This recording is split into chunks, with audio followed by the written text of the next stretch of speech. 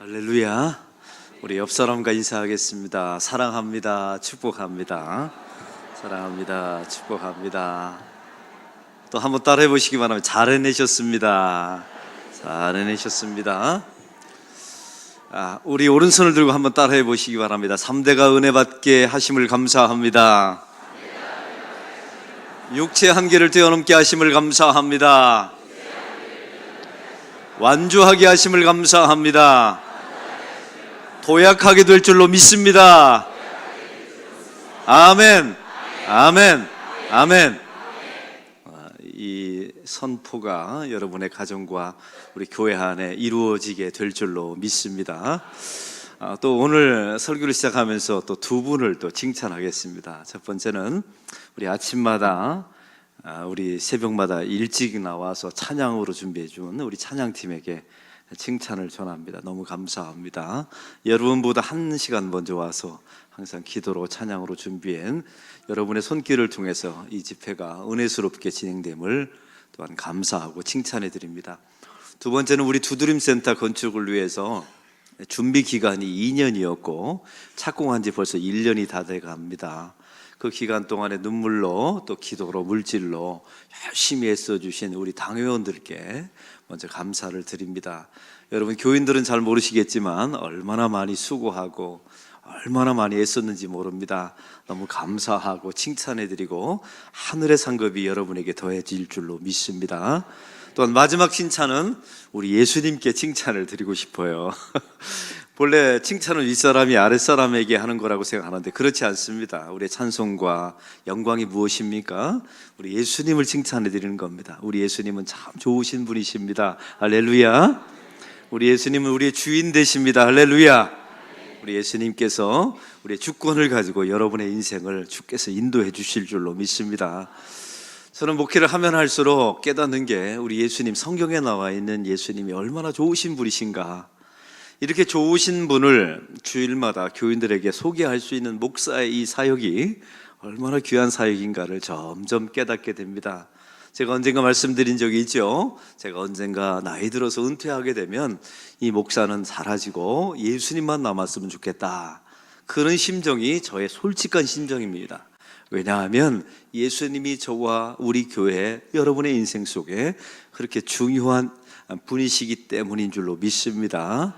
이런 고백으로 살아간다면 여러분 어떤 환난과 역경을 만날지라도 그 길을 능히 도약하고 헤쳐나가는 하나님의 백성들이 될 줄로 믿습니다. 그런 가정, 그런 자녀가 되기를 주의 이름으로 축원합니다. 오늘 말씀은 어렸을 때 제 아이의 이야기로 시작합니다. 저희 아이가 제가 이 설교를 쭉 하다 보니까 한 교인이 그러시더라고요. 목사님, 이번 특세가 특징이 있다는 겁니다. 그래서 무슨 특징이 있습니까? 했더니 작년에 이어서 담임 목사가 일주일 내내 설교하는 것도 특성이 있고 건축 과정이니까 또 한 가지는 특별히 이번에 도약이라는 주제로 설교를 쭉 나누면서 목사님, 담임 목사님이 10년 동안 목회했던 모든 목회와 설교를 요약해서 듣는 것 같습니다 라는 말씀을 해주시더라고요. 맞습니다. 여러분, 제가 10년 동안 목회하면서 하나님께 받은 은혜가 얼마나 컸습니까? 그 은혜를 여러분과 함께 이렇게 짧은 시간에 요약해서 나누고 또 새로운 또 10년과 15년을 함께 지내는 좋은 계기가 되기를 소망하는 마음으로 이 자리에 선 줄로 믿습니다. 제 아이가 어렸을 때 초등학교 이제 갓 들어가기 전에 저한테 한 가지 요청을 했습니다. 아빠, 퀵보드 사주세요. 이렇게 요청을 하더라고요. 근데 저는 퀵보드 사줄 돈이 있었습니다. 근데 그때 제가 일부러 뭔가 깨달은 게 있어서 제 아이에게 퀵보드를 사주지를 않았어요. 하루가 지나고 이틀이 지나고 계속 조르더라고요. 결국은 제가 사주지를 않았습니다. 그랬더니 이 아이가 이제 완전히 실망한 겁니다. 왜냐하면 그때 퀵보드 열풍이 불었거든요. 동네 아이들은 다 퀵보드를 가지고 있는데 제 아이만 없는 겁니다. 가난해서 없는 게 아니라 제가 일부러 안 사준 거예요. 그랬더니 제 첫째 아이가 이러더라고요. 아마 마음속으로 그러는 것 같아요. 이 인간은 더 이상 내 아버지가 아니다. 다른 사람 다 사주는데 보니까 집에 돈도 있는데 안 사주니까 말이죠. 그리고 제 아이는 동네 아이들의 것을 빌려 타기 시작했어요. 그 모습을 제가 아비인 제가 애잔하게 바라봤죠. 근데 제가 한 2달이 지난 후에 어느 날 갑자기 퀵보드를 사가지고 집에 들어갔습니다. 저는 그러면요 와락 달려들어서 아빠 고마워요 감사해요 이럴 줄 알았는데 첫 마디가 뭐였는 줄 아세요? 아빠 퀵보드 왜 사주셨어요? 그러더라고요. 왜냐하면 이 아이가 사달라고 할 때는 아빠가 사주지 않다가 잊어지니까 사들고 왔거든요. 또 한 가지는 가슴 아픈 이야기인데 저는 제 아이에게 거래를 하지 않고 무엇을 준 적이 없더라고요. 그러니까 아이가 아빠 왜 사주셨습니까? 라고 묻더라고요. 그때 제가 이런 대답을 했습니다. 그냥. 여러분 감동이 없으신 것 같아요. 저 이 한마디 하려고요 몇 달을 참았다니까. 그냥 사줬다고. 그냥. 근데 제 아이가 이걸 이해를 못 하더라고요. 다음 날 찾아와서 저한테 그러는 겁니다. 아빠 이제는 이야기해 보세요. 도대체 뭘 원하는지. 그래서 제가 대답했습니다. 너는 내 아들이니까 사준 거야. 했더니 아이가 닭살 돋는 모습으로 가더라고요. 만약에 제 아이가 3번째 와서 진짜 아버지 왜 사주셨어요? 라고 말하면 너는 내가 너를 사랑하니까 라고 말해줄 참이었어요. 근데 3번째는 안 묻더라고요. 이런 일이 있었습니다. 사랑하는 성도 여러분, 하나님께서 우리를 사랑하시고 구원해 주신 여정도 마찬가지입니다. 우리가 분명히 하나님 앞에 죄인으로 살아왔죠. 그런데 주님께서 저와 여러분을 왜 사랑하셨을까요? 그냥 사랑해 주신 거예요. 여러분 거기에 어떤 이유를 댄다면 그건 은혜가 아니지 않습니까? 그냥 사준 겁니다. 왜 저같이 허물 많은 사람을 주님께서 하나님의 사역자로 교사로 또 하나님의 중직자로 저를 세워주셨습니까? 너는 내 아들이니까. 이렇게 주님께서 말씀해 주실 줄로 믿습니다. 여러분 초등학교 시험 문제 이런 문제가 나왔다고 합니다. 개미를 3등분 하면 어떻게 됩니까? 이게 본래 답은 머리, 가슴, 배 이렇게 써야 돼요. 이게 자연 시간이니까 말이죠. 근데 아이들이 한 아이가 기가 막힌 대답을 했답니다. 개미를 3등분 하면 어떻게 됩니까? 죽는다. 아주 우리 아이들이 창조적이에요.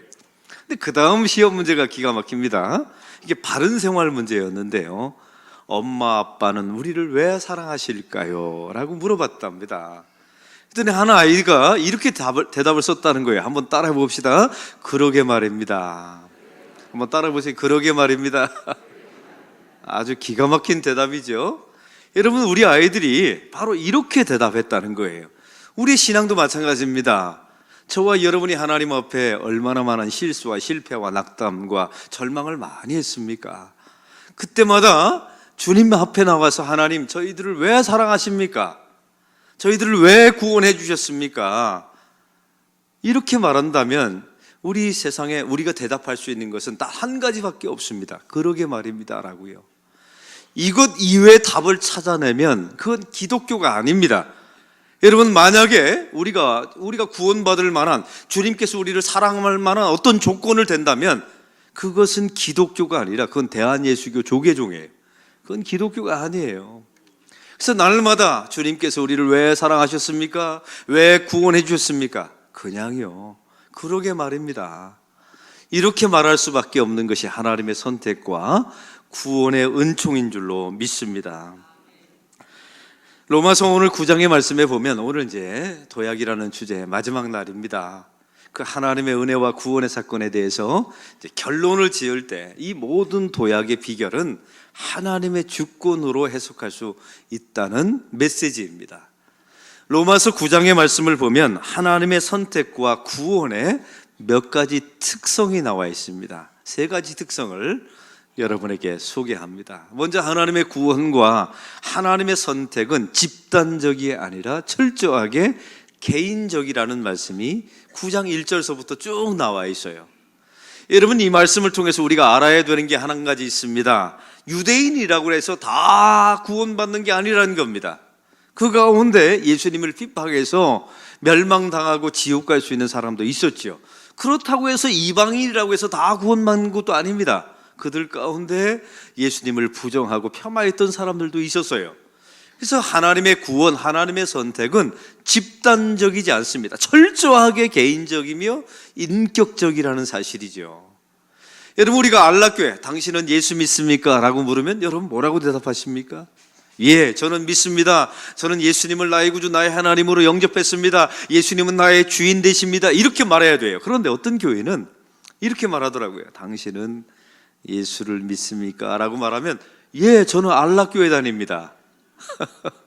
이렇게 집단적으로 말하는 분들이 있어요.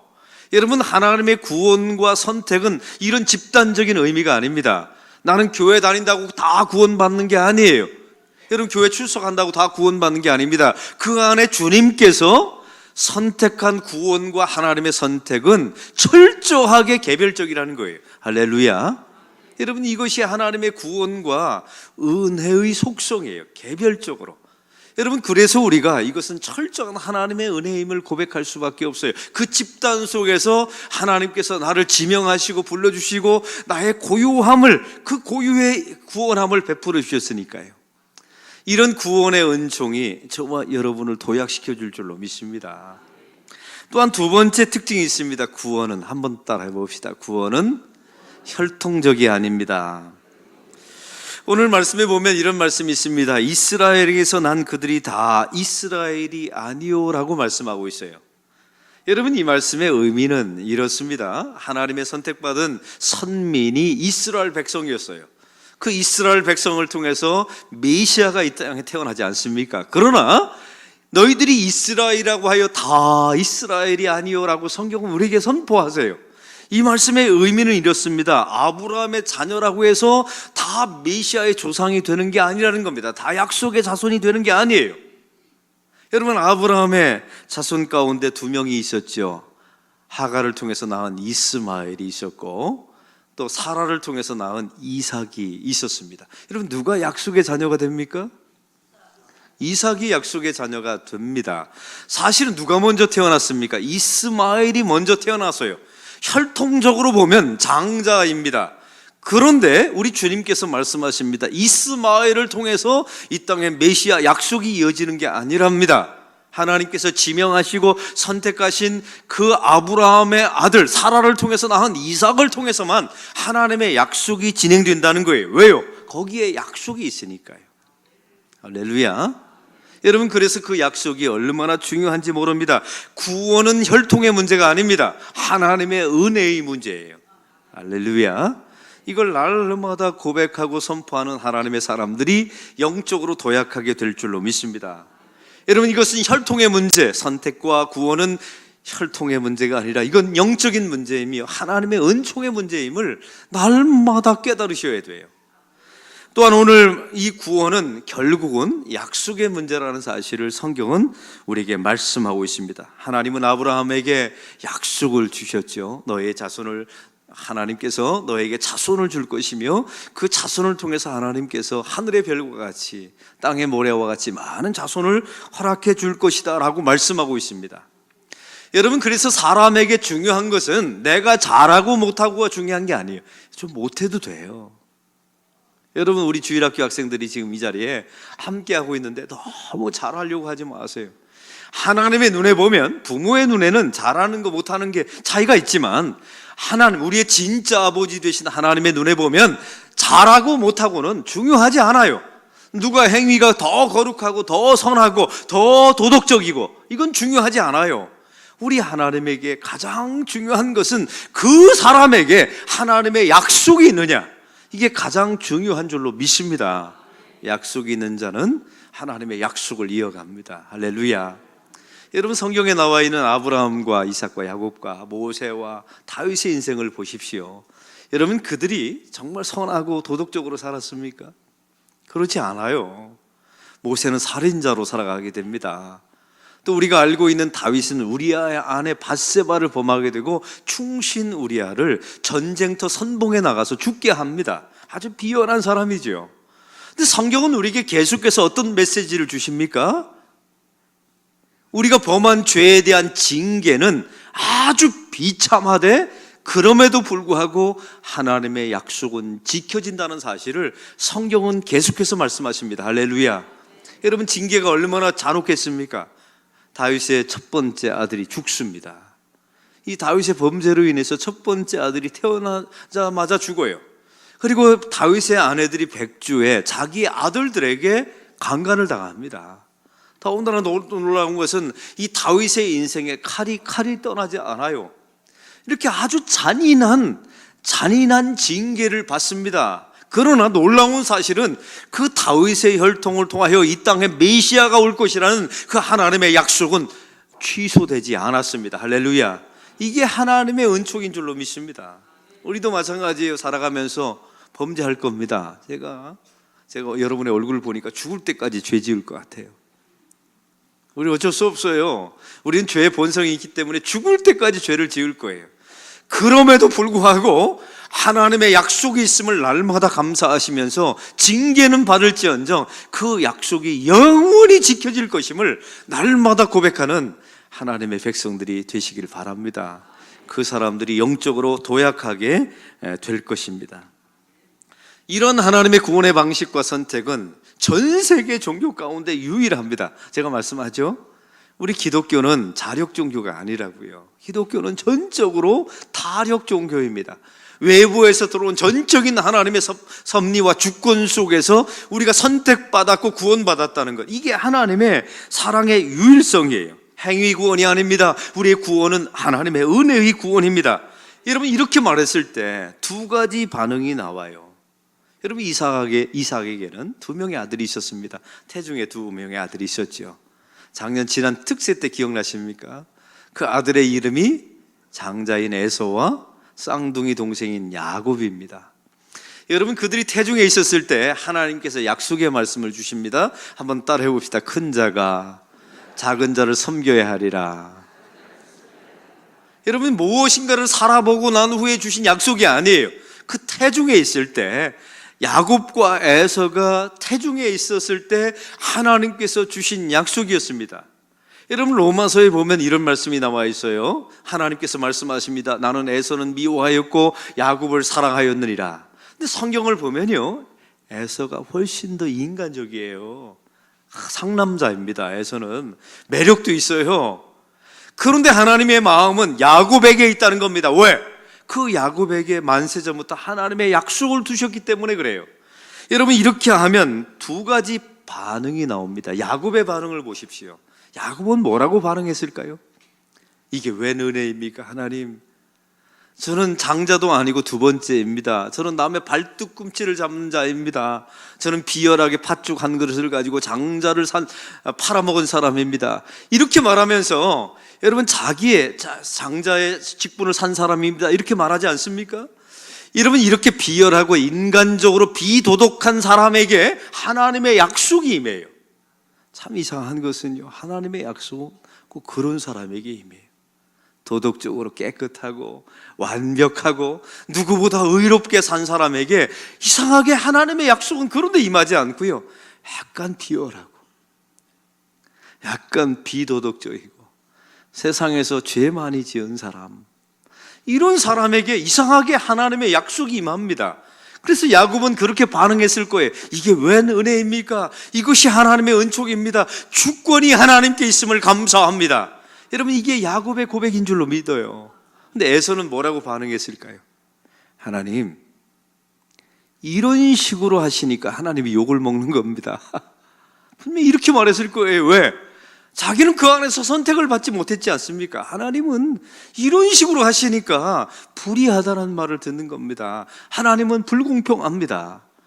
분명히 에서는 이런 고백을 했을 거예요. 여러분, 에서의 반응이 무엇입니까? 오늘 19절의 말씀을, 우리 19절의 말씀을 다 같이 읽겠습니다. 혹 내가 내게 말하기를, 그러면 하나님이 어찌하여 허물하시느냐? 누가 그 뜻을 대적하느냐 하리니. 여러분, 반문을 한다는 겁니다. 하나님이 선택하신 근거가 도대체 무엇입니까? 에서는 따져요. 여러분, 에서는 항상 이런 질문을 합니다. 하나님께서 도대체 야곱을 태중에서 먼저 사랑하신 근거를 대십시오. 이게 에서의 영성이에요. 반문합니다. 그 다음에는 대적합니다. 아까 말씀드렸죠. 하나님이 이런 식으로 구원하시니까 당신은 나쁜 사람이 맞습니다. 이렇게 대적하게 된다는 거예요. 사랑하는 성도 여러분, 하나님의 은혜와 은총을 받은 사람들은 이런 기억을 합니다. 우리는 야곱의 영성을 가지고 하나님 참 감사합니다. 하나님의 은혜는 집단적이 아니라 개별적이라 감사합니다. 하나님의 은혜는 혈통적이 아니라, 여러분, 혈통적이었다면 야곱은 선택받을 기회가 없었어요. 왜? 장자는 에서였기 때문에요. 하나님 혈통적이 아니라 하나님의 선택과 구원은 은혜로 주어진 것을 감사합니다. 하나님 약속을 감사합니다. 내가 잘하고 못나고 이런 관점이 아니라 하나님이 나에게 주신 일방적인 약속을 통하여 그 약속을 성취해 주신 그 하나님의 은혜에 감사합니다. 여러분, 이게 저와 여러분의 감사인 줄로 믿습니다. 여러분, 그런 사람들이 영적으로 도약합니다. 제가 신앙생활 하면서 이런 교회를 만난 적이 있어요. 목사님, 고려시대 때 사람은 구원 받았습니까? 안 받았습니까? 그러더라고요. 그래서 왜 그런 생각을 하느냐 했더니요, 청년인데, 목사님, 그 사람들은요, 복음도 한 번도 못 들어보고 지옥 가기에는 좀 억울하지 않습니까? 목사님은 어떻게 생각하십니까? 제가 말했죠. 예수를 안 믿으면 당연히 지옥 가지. 제가 말했더니 그 아이의 대답이 이렇습니다. 목사님, 그러면 하나님은 좀 이상한 분 같습니다. 어떻게 복음을 전하고 복음을 받아들일 기회도 없이 어떻게 지옥을 보냅니까? 하나님이 본래 그런 분이셨습니까? 그러더라고요. 참 놀라운 사실은 그 청년이 나중에 보니까 신앙을 버렸어요. 여러분, 한번 생각해 보세요. 에서의 영성을 가지고 있는 사람들은 항상 이런 반문을 합니다. 하나님을 대적하죠. 근데 제가 얘기해 주고 싶은 게 있어요. 너 한번 생각해봐라. 고려시대의 사람들이 너무 영혼이 불쌍해서 그 말을 하는 거냐, 하나님을 폄하하기 위해서 그 말을 하는 거냐. 제가 그 말을 물었거든요. 얘가 대답을 못 하더라고요. 여러분, 이 아이의 질문은 고려시대의 영혼들이 예수를 영접하지 않고 예수의 복음을 듣지 못해서 지옥 간 것에 대한 가슴 아파서 말한 게 아니었어요. 하나님은 불의하다는 것을 증명해내기 위해서 그런 말도 안 되는 사례를 찾아낸 것이죠. 만약에 고려시대의 영혼이 불쌍했다면 지금 복음 전할 수 있는 이 상황 속에서는 왜 복음을 안 전합니까? 자기 주변에 믿지 않는 친구들이 많은데 왜 그들에게 복음은 전하지 않아요? 이게 바로 에서의 영성을 가지고 있는 사람들이 반문하며 하나님을 대적하는 결과가 바로 이랬다는 것입니다. 여러분, 이런 에서의 영성을 가진 사람에게 오늘 본문에 예수님은 사도 바울을 통하여 토기장의 비유를 말씀하십니다. 여러분, 21절의 말씀에 보면 이렇게 나와 있습니다. 진흙 한 덩어리 가지고, 한번 따라해 봅시다. 진흙 한 덩어리 가지고. 여기 진흙 한 덩어리가 있어요. 근데 하나님께서 하나는 귀히 쓸 그릇으로 하나를 만드시고 하나는 천이 쓸 것으로 만드셨다는 겁니다. 그러면서 하시는 말씀이 이것은 토기장의 주권이 아니더냐, 이렇게 말씀하세요. 또 주님께서 말씀하십니다. 하나는 긍휼의 그릇으로 내가 만들었고 하나는 진노의 그릇으로 만들어 놓으라 라고 말씀하세요. 여러분, 기가 막힌 말씀이죠. 하나님께서 토기장이로서 당신의 주권을 가지고 이렇게 그릇을 빚었다는 겁니다. 여러분, 이 말씀을 보면서 두 가지 반응이 나와요. 긍휼의 그릇으로 빚어진 사람은 하나님, 같은 진흙 덩어리에서 어떻게 이런 은총이 임합니까? 라고 말하죠. 그러나 진노의 그릇으로 빚어진 사람은 하나님, 어찌 이렇게 불공평하십니까? 라고 말할 수밖에 없는 거예요. 근데 이 본문의 전체 주제는 이렇습니다. 한번 따라해 봅시다. 주권은 하나님께 있습니다. 따라해 보세요. 절대 주권은 하나님께 있습니다. 이 주권에는 신비가 있습니다. 그것을 인정해야 합니다. 아멘. 이게 하나님의 백성들의 영성입니다. 이런 고백이 있을 때 감사가 나오고 또 하나님께 도약할 수 있는 믿음의 백성이 될 줄로 믿습니다. 오늘 성경은 우리를 통해서 하나님은 오히려 모든 백성에게 은혜를 베푸시는 분으로 등장하게 되죠. 여러분, 여기 천한 그릇이 있다고 합니다. 있어요. 근데 신약 성경에 보면요, 사실 여러분에게 한번 묻습니다. 금 그릇이 더 주님께 쓰임 받습니까? 천한 그릇이 쓰임 받습니까? 그렇게 생각하세요? 사실 천한 그릇 속에 하나님의 은혜가 담겨지긴 해요. 근데 또 한 가지 의미가 있어요. 성경을 보면 천한 그릇, 귀한 그릇, 금 그릇, 은 그릇 이런 데 관심이 있는 게 아니라 하나님이 쓰시는 그릇은 깨끗한 그릇입니다. 할렐루야. 여러분, 한번 생각해 보세요. 아무리 금 그릇으로 지음 받았더라도 그곳이 더럽다면 여러분의 먹을 음식을 담겠어요, 안 담겠어요? 그래서 하나님께서는, 주님께서는 우리에게 날마다 너희는 거룩하라 이 말씀을 주신 이유가 거기 있어요. 왜요? 거룩해야 하나님에게 쓰임받는 그릇이 되니까요. 요즘 우리 부산의 우리 젊은 친구들을 보면 금수저, 은수저, 흙수저 이 이야기가 많이 나왔던 적이 있어요. 우리 청년부 아이들, 고등부 아이들을 상담해 보면 목사님 저는 흙수저입니다. 저에게 하나님의 은총의 기회가 주어질 것 같습니까? 이렇게 체념하고 절망하는 아이들이 있더라고요. 제가 여러분에게 소망의 말씀을 전합니다. 주님은 그런 데 관심 있지 않고 깨끗한 그릇을 사용하시는 줄로 믿습니다. 여러분, 그리고 흙수저도 상관없어요. 제가 말씀드렸죠. 흙수저를 구우면 자기 수저가 됩니다. 할렐루야. 도자기 수저가 돼요. 얼마나 단단한 값어치가 있는지 몰라요. 그래서 하나님의 백성들이 연단을 통해서 구워지게 되면 하나님께서 쓰임받는 고려자기 같은 수저가 될 줄로 믿습니다. 또 제가 공학을 전공했잖아요. 참 놀라운 사실은요, 재도요 엄청난 압력을 통해서 가하면 그게 다이아몬드가 된다는 사실 아십니까? 여러분 그거 모르셨어요?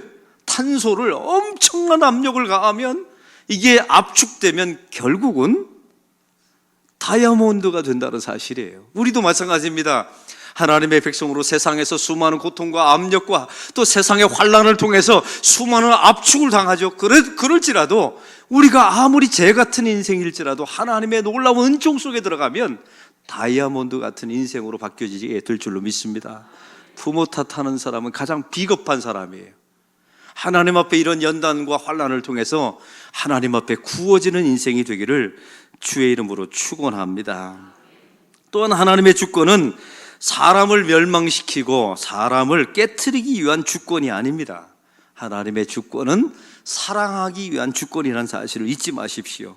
어떻게 하든 구원해주시기 위한 하나님의 주권임을 날마다 잊지 마시기 바랍니다. 그래서 하나님의 주권을 인정하는 사람은 두려워하지 않아요. 하나님의 주권을 인정하는 사람은 그럼에도 불구하고 나를 선택해 주신 하나님 앞에 항상 감사가 있습니다. 또한 우리가 얼마나 연약한 존재임을 깨닫고 항상 하나님 앞에 엎드려 겸손한 인생을 살게 되죠.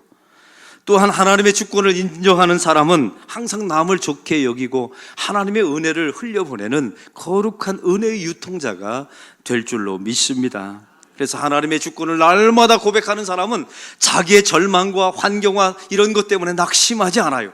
날마다 독수리 날개치며 올라가듯 오늘이 마지막인 것처럼 하나님이 주신 은총을 거룩한 방식으로 사용하는 주의 백성이 될 줄로 믿습니다. 내 인생의 주인이 내가 아닌 이유가 있어요.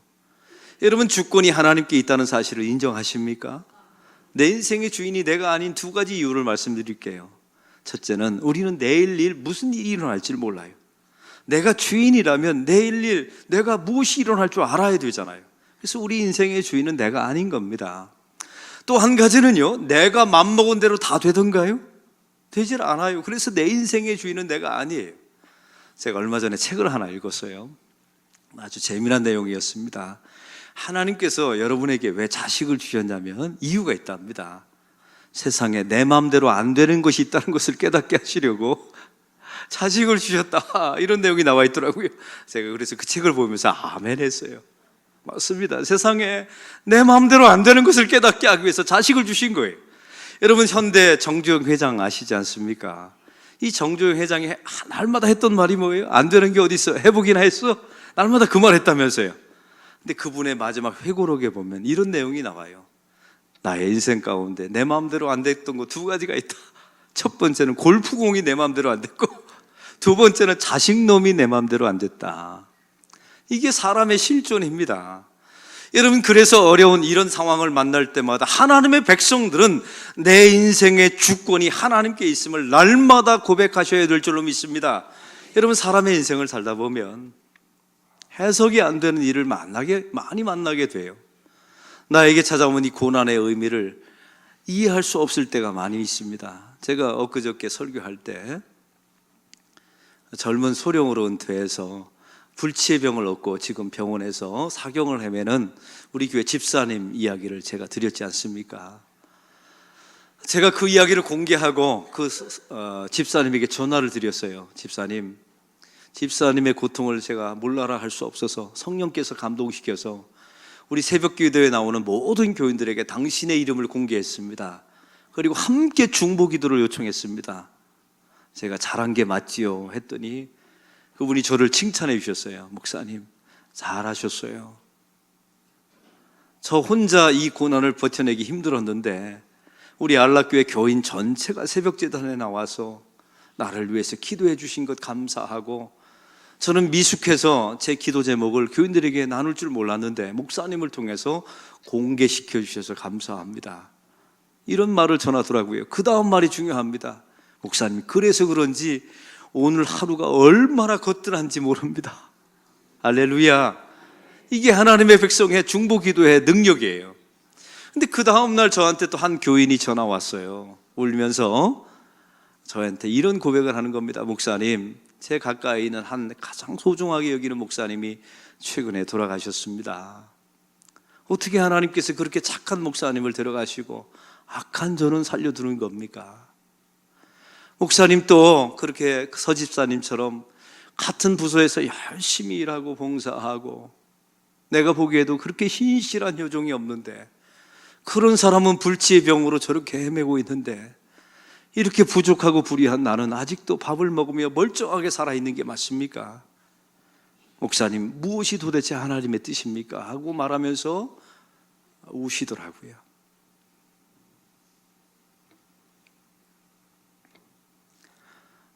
사실은 저도 전화기 너머에서 그 소리를 들으면서 함께 울었습니다. 왜냐하면 똑같은 마음이었거든요.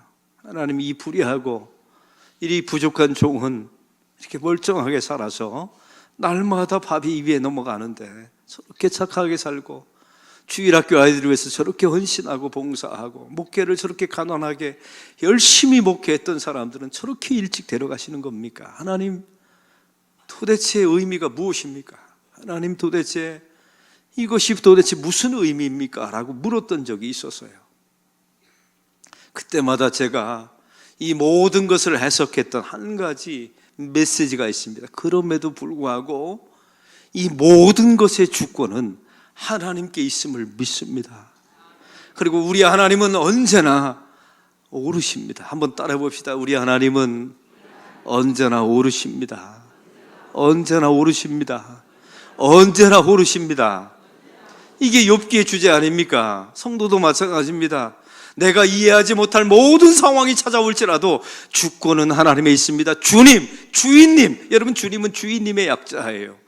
주인님의 소관입니다. 그리고 나에게 오늘 밤 넘길 수 있는 살아있는 이런 이유도 하나님의 은혜인 줄로 믿습니다. 그리고 이 은혜를 이 땅의 연약한 자들을 위해서 갚을 수 있는 하나님의 백성이 되게 달라고 기도하시기 바랍니다. 이것이 하나님의 주권을 인정하는 거예요. 그런 사람은 두려워하지 않습니다. 날마다 하나님의 은혜를 감사하죠. 그리고 오늘이 마지막인 것처럼 하나님 앞에 소중하게 이 주어진 기회를 사용합니다. 그리고 오늘 살아있으면 할 일이 있어서 좋고 죽으면 갈 곳이 있어서 좋고, 이렇게 고백하는 담대한 하나님의 백성이 될 줄로 믿습니다. 바로 그런 사람이 영적으로 도약할 것이며 그런 사람을 통해서 하나님께서 당신의 역사를 이루어 가실 줄로 믿습니다. 그런 인생 살아가기를 주의 이름으로 축원합니다. 우리 다 같이 오늘 말씀을 생각하면서 오직 예수뿐이네, 은혜 아니면 살아갈 수가 없네. 이번 특세 주제곡입니다.